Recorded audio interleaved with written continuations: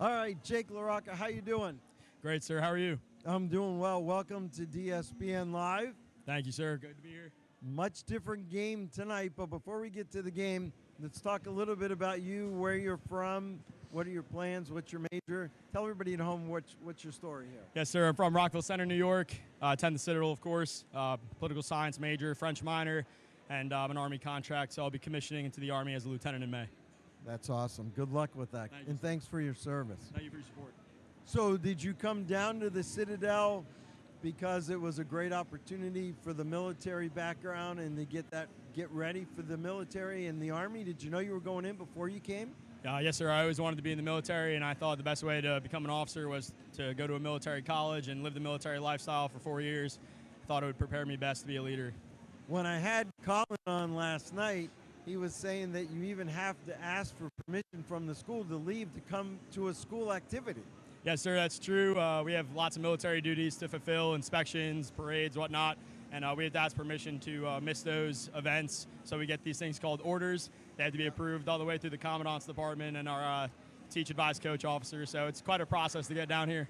Even just to go home for a weekend, it's the same, he said. Oh, yes, sir, absolutely. You got to put in why you're going, and hopefully they approve it for you. So experience at the Citadel versus like a student at UCF, beside those kind of rules, what other things do you have as far as being in a military school? Is there extra training or extra things that they require that maybe a traditional college doesn't?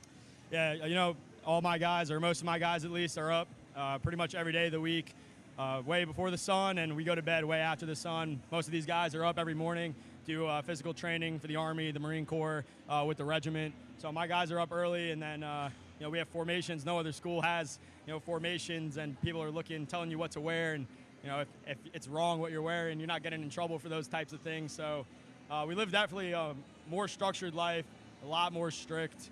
You know, we got to live by the rules there. Now, when do you graduate? May, sir. This May coming Yes, sir. up. And then you leave right away, or do you get a couple of weeks off? Do you know yet? That's the Army's discretion. I'll find out where my bullet date is for my job, and then I'll go from there. So it could be the next day. It could be all the way in January. You'd never know. Wow. Well, again, thank you. Let's talk about the game. Last night, again, I was mentioning on the broadcast, every team that has a long trip, that Friday game is tough. But you had all night to rest. Last night, you came out, gave up a quick goal, tied it, and then gave up a goal late. And I said, one of the keys to the game is you got to finish stronger in the period. Not only did you not give up a goal, you scored a goal on back-to-back power plays, and that number 61 guy got the assist. Yes, sir. I know putting shots on net, but I think the big difference between last night and tonight, like you said, the rest, you know, like I previously stated, you know, these guys are up every day of the week, 4:30, 5 a.m., and then a full day of training. And then plus that 6-hour drive yesterday, you know, we're tired. But besides that, we were sloppy yesterday. You know, we were sloppy in the neutral zone, we were sloppy in the defensive zone, and we weren't getting enough shots off. We learned from our mistakes yesterday. We took accountability for what we were messing up, fixed the mistakes, and now we're out there, you know, showing that we learned from it. And we're showing, we want to show UCF and all the fans here, you know, what the Citadel's made of. One of the other things I mentioned tonight that you didn't do very well last night was execution of the breakout pass. The first pass was so sloppy, and it was causing you to get into your hemmed into your own end, all kinds of ruckus going on in front of Green. Green was terrific last night. He's been terrific again, but you guys are playing much better in your own zone. Yeah, that's like I said, it's just one of those mistakes that we picked up on last night. We knew that we needed to fix. Hey, so back to the drawing board last night, going over, hey, this could have been better. This isn't right. This is not what we practice. We got to do this. We got to clean it up here. We got to clean it up there. And my guys are executing it just the way they're supposed to be, just the way we went over last night, fixing those mistakes. Yeah. Well, great period so far. Now, someone watching this that's watching, let's say they're in high school, what would you tell them as to why they should come to the Citadel, why they should come play hockey, get your degree? Tell everybody a little bit about that experience and why you think that was the best choice for you and maybe somebody watching at home. You know, sir, to be completely honest, it took me 3 full years to admit it, but I love the Citadel. You know, that structure, that discipline, you know, the hardships, it's all 100% worth it at the end of the day. There's not a lot of schools out there that, you know, have that system to produce, you know, men and young men and women into true leaders. And I don't think a lot of schools have that. And I think that's what this country needs right now, people who are willing to go through hardships and to grow themselves as a better person.